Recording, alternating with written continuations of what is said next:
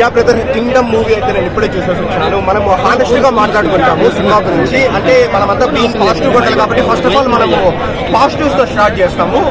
విజయ్ దేవరకొండ గారు అయితే ఇంకా ఒక రామ్ చరణ్ లాగా, ఒక అల్లు అర్జున్ గారు లాగా, రామ్ చరణ్ గారు లాగా అండ్ ప్రభాస్ గారు లాగా ఒక ప్రాపర్ మాస్ హీరోకి ఏం తక్కువ లేడు అని ఈ మూవీ అయితే ప్రూవ్ చేసింది అనమాట. అంటే ఆయన యాక్టింగ్ కావచ్చు, ఆయన డైలాగ్ డెలివరీ కావచ్చు, ఎక్స్ప్రెషన్స్, ఇంకా బ్లడ్ షెడ్ అనమాట, ఇంకా ఫైట్స్ కావచ్చు నెక్స్ట్ లెవెల్లో ఉంది.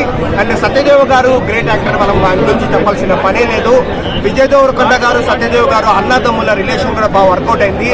అండ్ ముఖ్యంగా మూవీలో హైలైట్ అయ్యేది ఎవరంటే, నేను హీరోయిన్ ఏమైనా హైలైట్ అవుతుందేమో నేను అనుకున్నాను. కానీ వీళ్ళిద్దరి తర్వాత వెంకటేష్, మలయాళం యాక్టర్ వెంకటేష్ వచ్చేసి నిజంగా స్క్రీన్ పైన ఎక్స్ప్రెషన్స్ కావచ్చు ఇంకా ప్రాపర్ గా బాగా సెట్ అయింది అనమాట. మురుగన్ రోల్ చేస్తున్నాడు.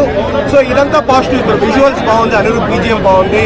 సరే, ఇంకా అసలు విషయానికి వచ్చేస్తే సినిమా ఎలా ఉంది అంటే, నాకైతే ఓకే బాగానే ఉంది, డెఫినెట్లీ హిట్ టాకే బయటకు వస్తుందని నాకు అనిపించింది. కానీ మనం ఖచ్చితంగా బీయింగ్ ఏ రివ్యూవర్ మనము మాట్లాడుకోవాల్సినది ఏంటంటే, ఎక్కడైతే మూవీలు అంటే మూవీ జోన్రా వచ్చేసి సలారు, కేజీఎఫ్, బాహుబలి, సో ఈ మూడు మిక్స్ చేసిన ఒక టెంప్లెట్ జోనర్ లాగా ఉంటుంది. డెఫినెట్లీ అది మంచి థింగే, నేను క్రిటిసైజ్ చేయడం లేదు, మంచి జోనర్ మంచి జోనరానే. కాకపోతే ఎక్కడైతే హై ఇచ్చే సీన్స్ ఉంటాయి కదా, అక్కడ ఎలివేషన్ అంతగా పర్లేదన్నమాట. అక్కడ వచ్చేసి అంటే డైరెక్టర్ నా హీరోకి ఎలివేషన్ అవసరం లేదు, గూస్ బంప్స్ ఆడియన్స్ కి ఇవ్వాల్సిన అవసరం లేదు. ఆ ప్లేసెస్ నన్ను ఫ్లాట్ గా తీస్తాడో ఏమో నాకు ఆయన పాయింట్ ఆఫ్ వ్యూ నాకు తెలియలేదు. కానీ మంచి లైన్ అయితే తీసుకున్నారు బ్రో. ఎక్సలెంట్ బ్యాక్ డ్రాప్ అనమాట. శ్రీలంకన్ బ్యాక్ డ్రాప్ ఉంది, స్మగ్లింగ్ బ్యాక్ డ్రాప్ ఉంది.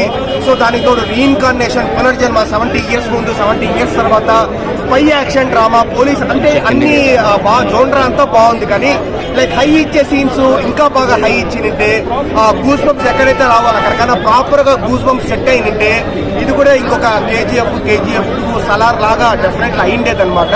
అంటే జోన్రా కంటెంట్ మంచి జోన్రా తీసుకున్నప్పటికీ మనకు అరే థియేటర్ బయటకు వచ్చిన తర్వాత ఫస్ట్ హాఫ్ లో ఒక 4-5 హై ఇచ్చే సీన్స్ అనేవి ఉన్నాయా లేవా, సెకండ్ హాఫ్ లో మనకు సాటిస్ఫాక్షన్ అయిందా లేదో, గూస్ బంప్స్ వచ్చినాయా లేవా అంటే నాకైతే అంత రాలేదనే నేను చెప్తాను. సో అదైతే మైనస్ అనమాట. మంచి లైన్, మంచి కంటెంట్ తీసుకున్నప్పటికీ ఎగ్జిక్యూషన్ లో అవన్నీ మిస్ అయిందని నాకు అనిపించింది. బట్ ఓవరాల్ నేను పెట్టిండే 295 రూపీస్ కి మూవీ కంటెంట్ కి నాకైతే వర్తనే అనిపించింది. ఇదంతా నేను ఎందుకు చెప్తున్నానంటే, కింగ్డమ్ 2 గన హై ఇచ్చే సీన్స్ ఎక్కడైతే మనకు ఎలివేషన్స్ అంతా యాడ్ చేసి ఆడియన్స్ కు గూస్ బంప్స్ వస్తుందో, కింగ్డమ్ 2 కూడా కేజీఎఫ్ 2 సలార్ లాగా డెఫినెట్లీ చెప్పుకునే మూవీ అవుతుంది. అండ్ గౌతమ్ తిన్ననూరి గారు ఫస్ట్ మూవీ ఆయనది మళ్ళీ రావా ఒక లవ్ స్టోరీ, తర్వాత జెర్సీ వచ్చేసి ఒక ఇన్స్పిరేషన్, ఒక కంబ్యాక్, ఇది ఇంకో జోనర్ అనమాట మన కింగ్డమ్. సో అన్ని డిఫరెంట్ గా వెళ్తున్నాడు. ఇలాంటి డైరెక్టర్స్ మనం అప్రిషియేట్ చేయాలి. ఫైనలీ విజయ్ దేవరకొండ గారు ఆయన లాస్ట్ మూవీస్ తో కంపేర్ చేసుకుంటే this movie is definitely lot better and he's back అనే చెప్తాను. And Vijay Deverakonda elevated as a proper mass hero.